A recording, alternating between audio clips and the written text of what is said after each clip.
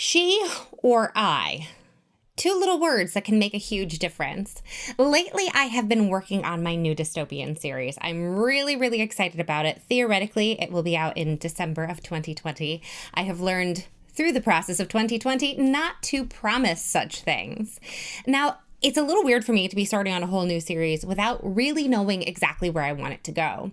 The last series that I started from the beginning was the Anna of Ilbrea series, and because I wrote Guild of Ilbrea first, I knew exactly where I wanted that series to go. I knew what Anna's voice was, the whole plot of the story starting out.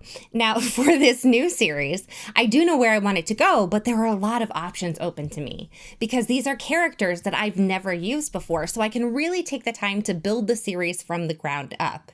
And one of the ways that I really wanted to build that series, I'm sorry I'm laughing, there's a cat at my microphone. One of the ways that I really wanted to build that series was by figuring out who my protagonist is going to sound like. What is her voice? The cat is pushing the microphone around. This is amazing. She just needs love.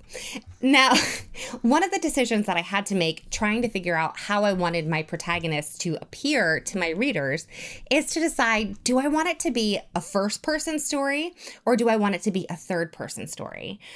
And the easiest way to put that is, do I want to use I or she? Now, there are huge benefits to working in first person and in third person.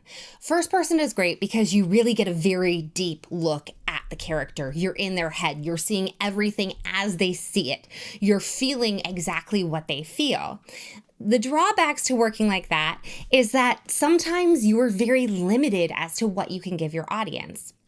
So, for example, since we're working in a dystopian world, the characters are going to be focused on things like food, survival, are there enemies around the corner, what disaster is coming next, which is great to have that visceral reality of needing to figure out where your next meal is coming from is an excellent way to engage the reader, but it also limits you a little bit. Because in order to set them up so that they can, for lack of a better phrase, stop and smell the roses, they have to be in a comfortable enough position where they have the brain calories to spare to notice roses. If they're also from a certain area of this world, there are things that they're not going to have words for. So, for example, if they've never seen a helicopter, they've never heard of a helicopter, then in order to explain that to your audience, you have to use a lot more words than just saying the big helicopter. You have to say the flying machine with the rotating blades on top or something like that. I would do better if I wrote that in a book. I promise. They would be more eloquent. But that's the sort of thing you have to do. So if they don't know what a painted portrait is, if they don't know what a fainting couch is, if they've never seen a pumpkin before, you have to find ways to describe that within that character's vocabulary. And that can be a little bit exhausting for the author. And if you don't do it well, exhausting for your reader too. Now, third person is great because you can use the word pumpkin. You can use the word helicopter. You can use words that the character wouldn't know because you are outside the story. Your narrator is coming from outside and looking in from above. So they have a much bigger map. It's not all knowledge that your characters would have. Now, granted, usually it should be something within the character's reference. So unless you're like doing an aside scene or a flashback or a dream sequence, it should all be things that are reasonably in the vicinity of your protagonist. Or if you're doing a multiple point of view third person story, then protagonists. You really shouldn't just, jump off into a weird room unless you're setting it up that way for your reader. You've got to use it somehow. You can't just jump out for no reason. But it is possible, and you can use different words.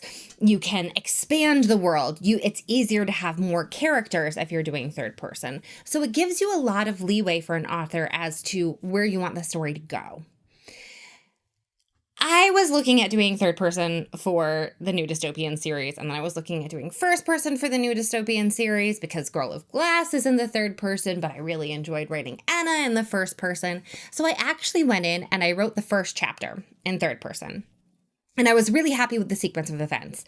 It's engaging, there's a little bit of mystery, but you kind of get what's going on, so it's enough to snag the reader and draw them on, and all of it relates to the world building and what's going to happen next. And it was fun, but I didn't know if first person could be better.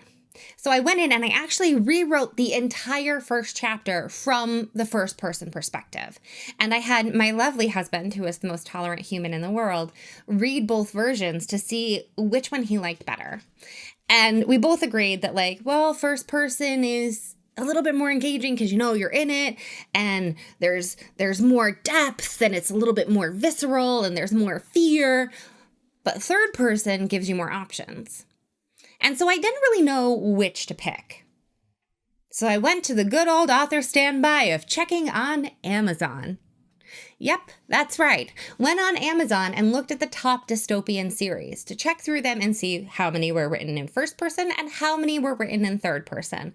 Because if you can't make the decision for yourself, let the market choose for you. And I wasn't too surprised to find that most of the top seller, well-known dystopian novels are actually written in first person, which makes sense because when there's a lot of death and hopelessness and fear, getting really into the character's head allows your readers to feel those emotions without having to try as hard as they do when it's written in third person. So the new dystopian series will, in fact, be in first person. So the third person version of that first chapter is just going to sit on my laptop for posterity's sake. I'm really excited to dive further into this world in the first person. And because I am writing in first person, it creates a lot of interesting decisions for me as sort of the stage manager, set designer, and casting director of the series. The cat is back. If you hear any weird mic thumping, she's trying to bite the mic. She's biting the mic. This is my life. Yep, that's happening. Anyway, so if you are interested in how writing a story and creating a narrator is a lot like being a set designer and casting director for a show, make sure you tune in next time because it's exciting, it's interesting, and we love linking art forms. In the meantime, stay safe. Don't forget to register to vote if you haven't done it. Make sure you vote early and make your plan to vote, and I'll see you next time.